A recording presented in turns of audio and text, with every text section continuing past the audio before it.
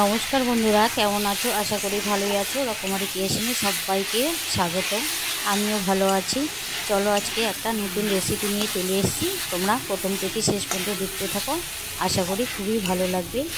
গরমের দিনে এই পাট শাক সবাই খায়, কিন্তু পাট শাক ঝোল শাকও খাওয়া যায়, শুকনোও খাওয়া যায়। নিরামিষের দিনে ভাবছো কীভাবে করবে? নিরামিষের দিনে এইভাবে করে একবার খেয়ে দেখতে পারো। বাড়ির বাচ্চারাও খুব সুন্দর খাবে। তার জন্য দেখো একাটি আমি পাট শাক নিয়ে নিয়েছি। পাট শাকটাকে সুন্দর করে ডোকাগুলোকে আর কি আগাগুলোকে নিয়ে নিব।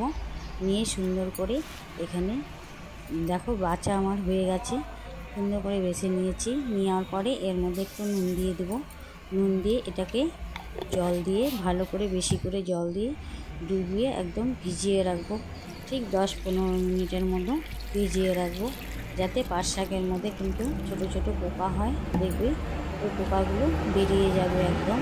জলটা আমার কম হয়ে গেছে, আর একটু জল দিতে হবে। পোকাগুলো সব বেরিয়ে যাবে কিংবা মরে যাবে দেখবে।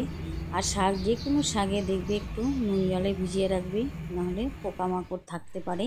তাই আমি নুন জলে ভিজিয়ে রেখেছিলাম। দেখো তারপরে আমি শাকটাকে আর কি কেচির সাহায্যে ছোট ছোট করে একটু কেটে নিয়েছি। একদম ঝিরিঝিরি করিনি, একটু টুকরো টুকরো করে নিয়েছি। একদম ঝিরিঝিরি করলে ভালো লাগবে না।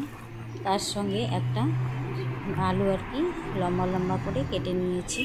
তোমরা এইভাবে বাড়িতে বানালে বাচ্চারা খুব পছন্দ করে আর কি।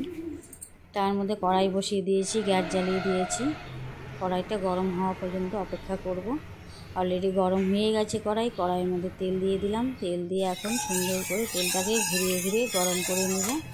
তারপরে তোমরা দেখতে থাকো। তেলটা গরম হয়ে গেলে এর মধ্যে যে কেটে ধুয়ে রেখেছিলাম আলুটা, সেই আলুটাকে এখন এই তেলের মধ্যে ভেজে নেব। আলুটাকে দিয়ে সুন্দর করে এখন ভেজে নেব। গরমে কিন্তু পাট শাক খেলে পেটেও ঠান্ডা থাকে, খুব ভালো একটা শাক।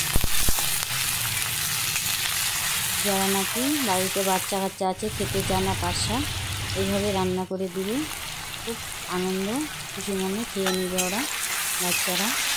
একটু নুন আর হলুদ দিয়ে দিলাম আলুটার মধ্যে দিয়ে একটু কড়া করে কিন্তু ভাজবো না।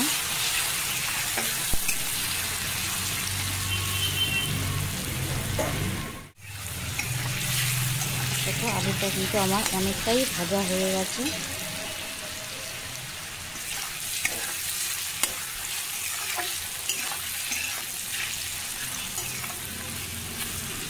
বারবার নেড়ে দিচ্ছি, পুড়ে যাতে না যায়, তার জন্যে বারবার নেড়ে করে ভেজে নিচ্ছি। দেখো সেদ্ধ হয়ে গেছে আলুটা, আমার ভাজা অনেকটা হয়ে গেছে। এখন আলুটাকে তুলে নেব আর কি।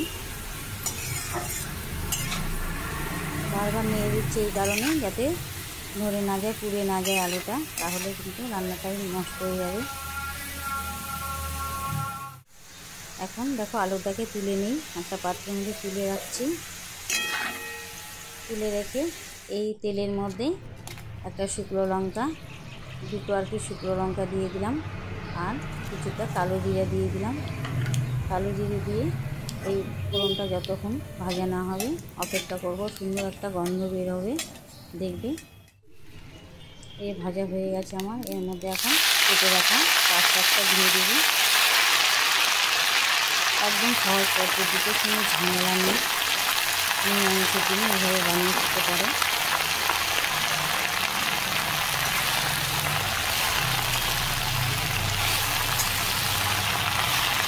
পাট শাকটাকে উল্টে পাল্টে দিচ্ছি আর কি। তাহলে করে দিলাম, দিয়ে এর মধ্যে এখন স্বাদ মতো নুন দিয়ে দিলাম, পরিমাণ মতো একটু হলুদ দিয়ে দিব। আর কিচ্ছু লাগবে না, দেখবে খালি কাঁচা লঙ্কা লাগবে, আর কিচ্ছু লাগবে না। দারুণ লাগে খেতে। দেখো পরিমাণ মতো হলুদও দিয়ে দিলাম। পাট শাকে কিন্তু প্রচুর জল বের হয়, এই পাট জলেই কিন্তু সেদ্ধ হয়ে যাবে শাকটা। চেষ্টা করে কিন্তু তোমরা জল দিতে যাবে না। দেখো তার মধ্যে দুটো লঙ্কা দিয়ে দিলাম। যে কোনো শাকে কিন্তু জল না দিলেও চলে, শাকে যে জল বেরোয় ওই জলেই কিন্তু সেদ্ধ হয়ে যায় শাকটা। দেখো অনেকটাই আমার কিন্তু জল বেরিয়ে গেছে।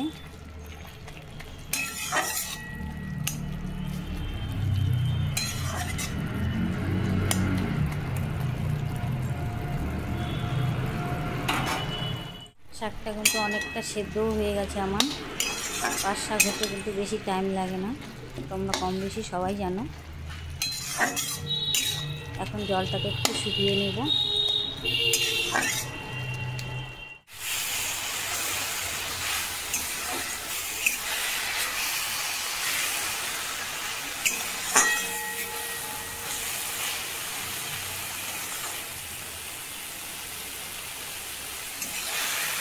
দেখো অনেকটা জল কিন্তু আমার শুকিয়ে গেছে শাকে।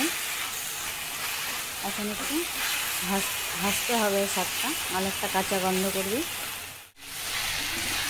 দেখো ভেজে রেখেছিলাম যে আলুটা এর মধ্যে দিয়ে দিলাম, দিয়ে এখন সুন্দর করে ভেজে নেব।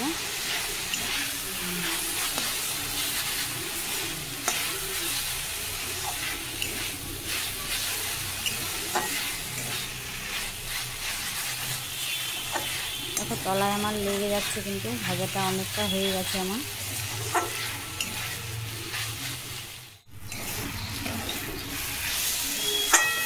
দেখো কত সুন্দর কালার চলে আসলো। শাকটা কিন্তু আমার অনেকটাই ভাজা হয়ে গেছে। এখন একটা পাত্রে নামিয়ে নিল। শাক ভাজা আমার একদম রেডি।